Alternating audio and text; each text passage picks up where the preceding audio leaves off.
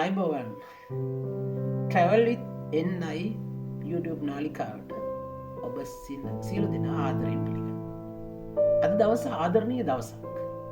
අද දවස ප්‍රේමණීය දවසක්. අද දවස ප්‍රේමවන්තයන්ගේ දවසක්. අද ආදරණීයන් එකතු වන ආදරණීයන් පිළිබඳ කතා කරන දවසක්.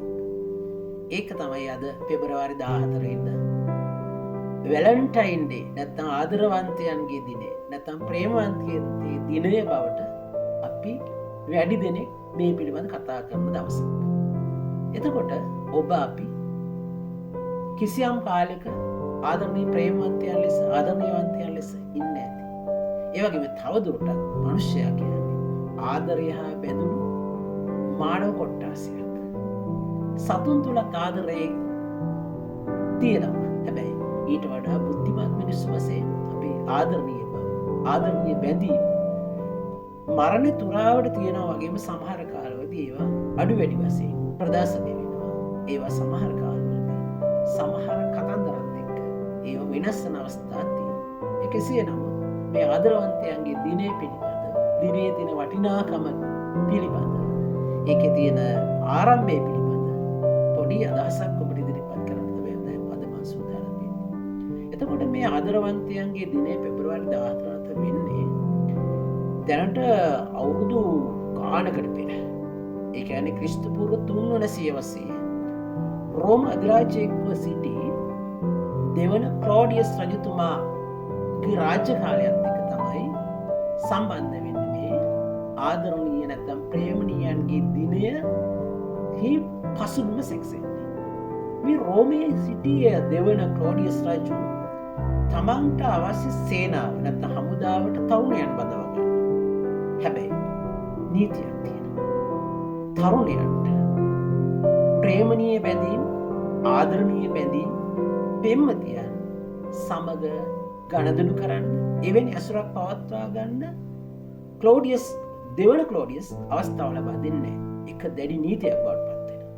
ඇත්තෙම ඕනිම සමාජයක ඕනිම මිනිසෙකුට ආදරය කියන එක හරි වැදගත්. ඒ ආදරය විවිධ මට්ටමින් එන්න පුළුවන්. තමන්ගේ පෙම්වතිය වෙන්න පුළුවන්, තමව පියා, දරුවන්, සහෝදරයන් වගේම තමන්ගේ ගෙවල් ඇති කරන සුරතේන සතුන් සමග තියෙනවා කිසියම් මට්ටමක ආදරණීය බැඳීම. එතකොට මේ ආදරණීය බැඳීමට දෙවන ක්ලෝඩියස් එරෙහි වෙනකොට ඒක ලොකු ගැටලුවක් තරුණයන්ට.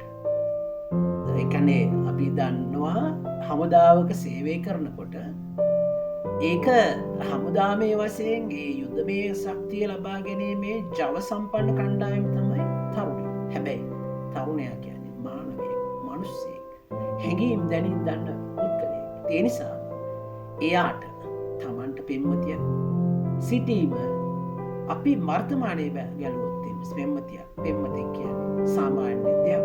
එවැනි දේවල් ඒ තරුණ කාලේ තිබිය යුතු දේවල්. ඒව නෑ කියන්නේ සමහරවිට ඒකෙත් කිසියම් තැනක කිසියම් අඩුපාඩුවක් තියෙන්නේ නැති.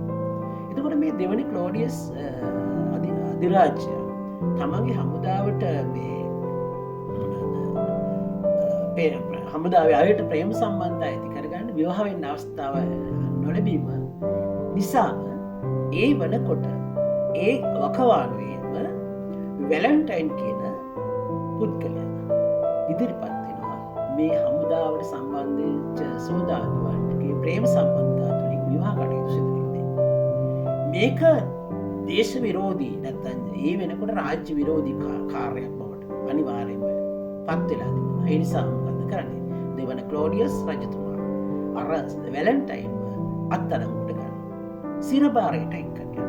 ඒ සිරබාරයට ගියාට පස්සේ මෙන්න තවත් දේවල් සිදු වෙනවා. අපි බලමු මේ තවත් දේවල් මොනවද කියලා. ඊට පස්සේ මොකද වෙන්නේ? ඊට පස්සේ වෙන දේ තමයි වැලන්ටයින්ස් එක ගත වෙනවා. හැබැයි තව ඒ බන්ධනාගාරය තුල තවත් ලස්සන වැඩක් සිදු වෙනවා. බන්ධනාගාර ජේලර්වරියට ඉන්නව ලස්සන දුවෙක්. ඒ දුවත් සමග ගනුදෙනුවක් ඇති කරගන්නවා. අවශ්‍ය වටපිටාව සැකසෙනවා. ජේලර් සමග මිත්‍ර වෙනවා. ඒ හරහා තමයි එයාගේ දුවත් සමග ආදර සම්බන්ධතාවයක් ගොඩනැගෙන්නේ. ඒ දුවගේ සාමාන්‍ය එයාගේ තියෙන තත්ත්වය තමයි එයාගේ ඇස් පෙනීම දුර්වලයි. ඒ නිසා ඒ වුණත් වැලන්ටයින් තමන්ගේ ආදරයට ප්‍රකාශ කරනවා. ඒ කියන්නේ මනුස්සයෙක් සිර කර සිටියත් මරණ දණ්ඩයට යොමුණත් මනුස්සයෙක් නැතිවුම් වෙද්දී තමයි ආදරය. ඒතර ආදරය තුලින් තමයි අපිව ජීවත් කරන්නේ. ආදරය නැති තැන අපේ ජීවිතේ මගහැරෙනවා. අපිට බොහෝ ප්‍රශ්න ඇති වෙනවා. අපි තනි වෙනවා. ඒ නිසා මිනිස්සු ජීවත් කරන්නේ ආදරය. ආදරය නැති වුණත් කිසියම් කෙනෙක්ගේ තමන් බලාපොරොත්තු වන ආදරය කිසියම් කෙනෙක්ගේ නොලැබුණ අවස්ථාවල තමයි නොලැබෙන අවස්ථාවල තමයි ජීවිතේ පවා අපිට එපා වෙලා මිනිසුන් එපා වෙලා විවිධ තීන්දුව තියන ගන්න. ඒක අපි නොකළ යුතු දෙයක් වගේම අපිට ආදරය කරන්න. අපි ආදරය කරන්න ඕනි. අපි අපිට ආදරය කරන්න ඕනි. ඒ වගේම තමයි තමන්ගේ ජීවිතේට කිසියම් කෙනෙක් ආදරණීය බවක් එක්ක බැඳලා තිබුණා. අපේ ජීවිතේ සාර්ථක වෙනවා. ඒ වගේම මම කියාගෙන ආවේ දැන් අර මොකද උනේ? ජේලගේ දියණිය සමග පැවැත්වූ ආදර සම්බන්ධතාවය ඒ ආකාරයෙන් තියෙනවා. හැබැයි රජතුමා එයා කරපු වරද්ද තමයි අර සොල්දාදුවන්ට විවාහයට අවශ්‍ය වටපිටාව හොරෙන් සකසා දීලා. නිසා එයා මරණයට පත් කරන්න කලින් දින තමන්ගේ අර ජේලගේ දියණියට ලිපියක් යවනවා. ඒ ලිපියේ එයා සටහන් කරන දේ තමයි ආදරණීය ඒ සකස් කරලා යටි කියලා සටහන් කරනවා from your valentine කියලා. ඉතින් බලන්න මේ ආදරය කියන එක අපිට රඳවා ගන්න, අපිව තබා ගන්න, අපිව ජීවත් කරන්න. ඒ වගේ තමයි මරණ මොහොත දැන කිසියම් කෙනෙකුට ආදරය කරන්න මිනිස්සුන්ට හිතනවා කියන්නේ ඒක ආදරයේ තියෙන වටිනාකම. ඊට පස්සේ මොකද වෙන්නේ? දැන් මේ සිද්ධිය යුරෝපේ පුරාම පැතිරියන. ඒ වගේ තමයි යුරෝපෙන් ආරම්භ වෙනවා ඒ වැලන්ටයින් කළ සේවේ වැලන්ටයින්ගේ තියෙන වටිනාකම ඉදිරිපත් කරන්න. ඒක දෙන වටිනාකමක් ලබා දෙන්න ඔය වැලන්ටයින් දිනය සමරන. ඒතකොට වැලන්ටයින් දිනය සමරනකොට මුල් කාලේ ඒ සඳහා භාවිතා කරලා තියෙනවා කුඩා අතින් සකසන ලද සිහිවටන. අතින් තමයි ලියලා තියෙන්නේ. සකස් කළා තියෙන අතින්ම තමයි බොහෝ හැම දෙයක්. මොකද තාක්ෂණය වනකොට දියුණු වෙලා නැති නිසා. පසු කාලීන තාක්ෂණයත් එක්ක විවිධ දේවල් හෝමාරු කරගන්න මේ ආදරවන්තයන් පෙළඹුණ ආදරවන්තයන්ගේ දිනේ දවස්. එතකොට සමහර වෙලාවට එතන වෙන්න පුළුවන් මැසේජ් එකක් වෙන්න පුළුවන්. නැත්නම් කිසියම් සිහිවටනයක් වෙන්න පුළුවන්. ඒ ආකාරයට අර මුල් කාලේ තිබුණ තැපැල් මගින් යවන ක්‍රම. ඊට පස්සේ පසු කාලීනව තමයි මේ විද්‍යුත් තාක්ෂණයත් එක්ක ඔබ අද තමන්ගේ ආදරවන්තයන්ට විවිධ දේවල් යවන්න කරන්නේ. ඒ අතර රෝස මල් ප්‍රධාන වශයෙන්ම රෝස මල් තමයි බොහෝ දුරට මුල් කාලේ සිටම ආදරයේ සංකේත ලෙස තිබෙන්නේ. තරටත් ඒ වගේමයි. ඒ නිසාම මේ ආදරවන්තයන්ගේ දිනය කියන්නේ අපි අර පෙම්වතුන් පෙම්වතියන් ලෙස දැනට නොහිටියත් හැබැයි අපිට බැඳීම් තියෙනවා මරණාතුරු මරණය තුරන් කෙනෙකුට කියන්න පුළුවන් මම පෙම්වතෙක් නෙවෙයි පෙම්වතියක් නෙවෙයි කියලා. හැබැයි ඔබ කාටෝ ආදරය කරනවා සිහිනුන. ඉතින් ඒ නිසා ඒ ආදරේ සංකේතවත් කරන අද දවසේ මෙවැනි කතා බහකට මම සූදානම් වුණේ. මේකෙන් අපි දෙන්න ඕනි පරිණිම ගන්න කියලා. අද දවසේ ලංකාව වගේ රටවල මේ අද දවස ගැන වැඩිහිටියන් බලන විදිය ගැන පොඩි ප්‍රශ්න තියෙනවා. අද දවසේ ඔබගේ දියණිය ඔබගේ පුතා එනත් ඔබේ සහෝදරිය ඔබගේ සහෝදරිය සාමාන්‍යයෙන් නිවාඩු දවසක් සෙනසුරාදා එළියට යනකොට ඔබ කිසියම් සැකයෙන් බලනවා වෙන්න පුළුවන්.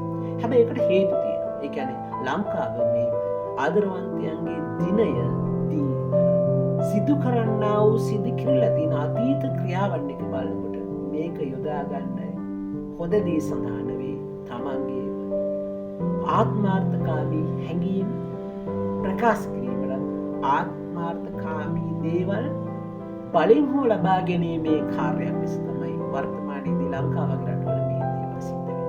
ඒ වගේම තමයි වර්තමානයේ මේ වැලන්ටයින් දිනේ පදනම් කරගෙන වැලන්ටයින් දිනය නිසාම ඒක දැන් මාකට් එකක් වෙලා තියෙනවා. ලෝක ගෝලීකරණය තුළ මේක වෙළඳපළ මේ දිනේ වෙළඳපළ. ඉතින් ඒක ඇත්තම වැලන්ටයින් ස්වාමිවරයා වැලන්ටයින් නැමැති ආදරවන්තයා මේක වෙළඳපළක් කියලා ජීවිතේට හිතන්න නැති වෙන්නේ. එයාට ඕන වෙනකොට ආදරය කරන්න. තුළ මිනිස්සුන් කලින් කවගේම ආදරණීය සිතුවිලි තුළ මිනිස්සු ලස්සන ජීවිතයක් ගොඩනගාගන්න.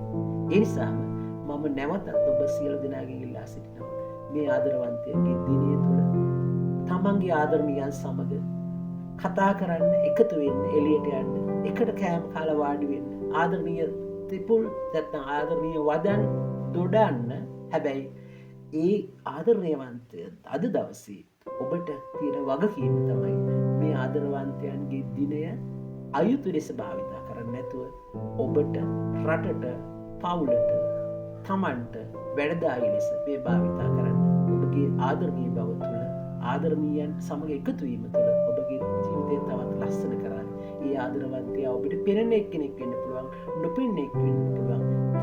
මොනවා වුණත් තමන්ට කිසියම් වූ ආදරවන්තයෙක්, ආදරවන්තියක් නැත්නම් ආදරයේ සෙනෙහස දක්වන පුද්ගලයෙක්, එහෙම නැත්නම් ආදරවන්තියක් ලෙස අපිට පුළුවන් තමන්ට පෙම්වතියක්, පෙම්වතෙක් නොහිටියත් කිසියම් කෙනෙකුට ආදරය දක්වලා තමන්ගේ ජීවිතය සාර්ථක කරගන්න. එසේනම් මේ වැඩසටහන තුළ විවිධ කණ්ඩායම් වල අදහස් මම ලබා ගන්න බලාපොරොත්තු වුණා. අනුව ඊළඟ තව විවිධ පුද්ගලයන් අතරින් මේ කීප දෙනෙක් මට අදහස් දැක්වුවා. ඒවත් ඉතින් බලන්න. ඒ වගේම මම යෝජනා කරනවා මගේ මේ නාලිකා නැත්නම් නිමල්, මගේ නම නිමල්, ඒ වගේම තමයි travel with NI කියන YouTube නාලිකාව මෙතෙක් ඔබ subscribe කරලා නැත්නම් subscribe කරන්න. ඒ වගේම මේ පිළිබඳව ඔබගේ අදහස් දක්වන්න. ඒ වගේම තමයි like කරන්න, ඔබගේ යාළුවන් අතර share කරන්න. මේ වැඩසටහන තුළින් ඔබ කිසියම් දෙයක් මගේ වැඩසටහන තුළ ඔබ කිසියම් දෙයක් ලබා ගත්තා. ඒක තමයි මගේ සතුට. ඒ නිසා අද ආදරවන්තයන්ගේ දිනේ ලෝකවාසී සැමට ආදරණීයන් එකතු වන දවසක් වේවා. ඒ ආදරණීය බව ඔබ ජීවිතය තුරාම පැවතීමට අවශ්‍ය ශක්තිය, ධෛර්යය ලැබේවා ප්‍රාර්ථනා කරනවා. එහෙනම් සියලු දෙනාට ආදරණීය දවසක්